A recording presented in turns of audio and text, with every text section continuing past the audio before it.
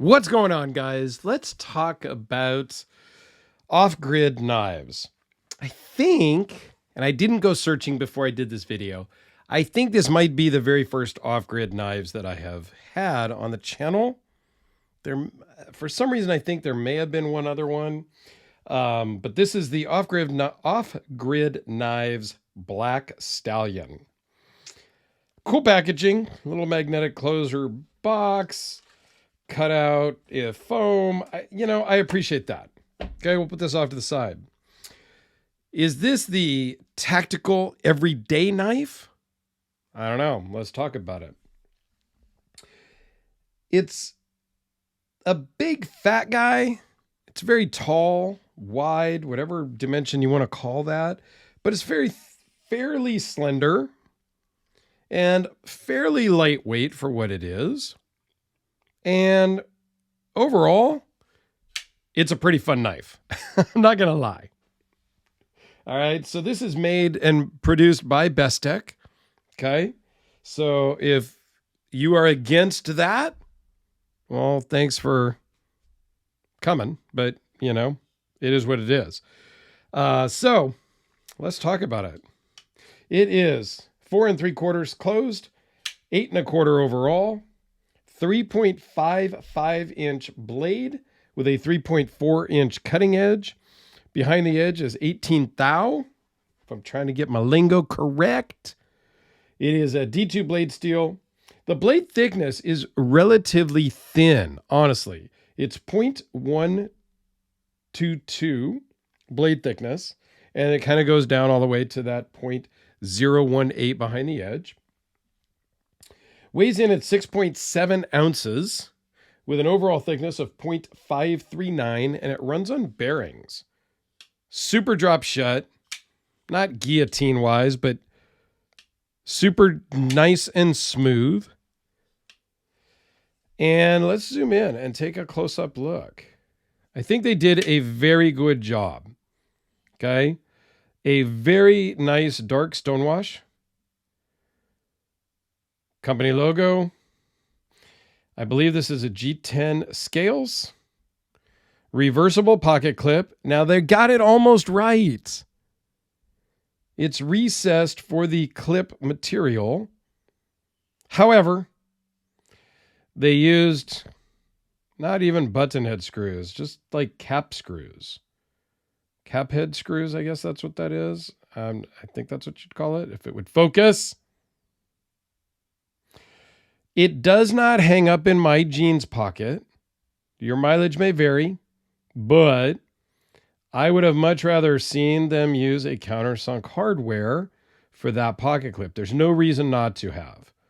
Again, with the company logo, personal preference, I would have left that off the clip. I just, everybody knows it's a knife. We don't need to advertise what brand it is. D2 steel, as I mentioned, which is the only marking on this side of the blade. It's got some oil on there. Nice liner lock. And G10 backspacer. The liners are skeletonized to help reduce weight. Let's see if we can see in there. You got some speed holes, if you will, cut in so that there is some weight reduction. Nice lockup. Super solid. Ain't going nowhere. And this is a perfect working tool knife. Okay, a lot of times when you're using a work knife, you want that acute point so you can get in and really make precision cuts. The blade is thin enough that it's going to I'm not going to call it slicey dicer, so you can like slice paper thin tomato slices for your sandwich. I don't know that I would go that far maybe, but it's really thin and the entire blade stock is fairly thin. So you're going to get some good sliceability, if that's a thing, out of this knife. It feels great in the hand. It's super comfortable for sure. No way to choke up. But that's okay because really, how often do I really choke up? You could kind of grab it like this, kind of in a pinch hold to do some fine cutting if you're cutting linoleum or cutting, cardboard out, things like that. This would be a really good knife for that. This was loaned in from my buddy Brad, who is a watch collector friend of mine, who is also into knives. So thank you, Brad, for sending this in. I do appreciate that. I think this is great. It's not currently on the Off-Grid website. This is a little bit of an older model, so I couldn't find it to get pricing. It is from their kind of more budget-friendly line. Off-Grid has several kind of tiers, and their budget line is kind of made by Best Tech, and then they have a more premier line, I guess you'd call it, that's made by We Knives. So here it is next to the Sharpie and the pencil. The AA and D cell batteries. The Spytocodelica. How about the Kubi KB237?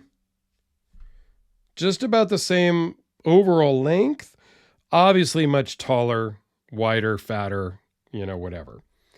The more I look at this Kubi, I love the Kubi, but the more I compare it with other knives, I really wish that it was a stonewash blade. It just kind of screams black to me, where these other ones scream dark gray, if you will. How about the Hellraiser P Series Automatic?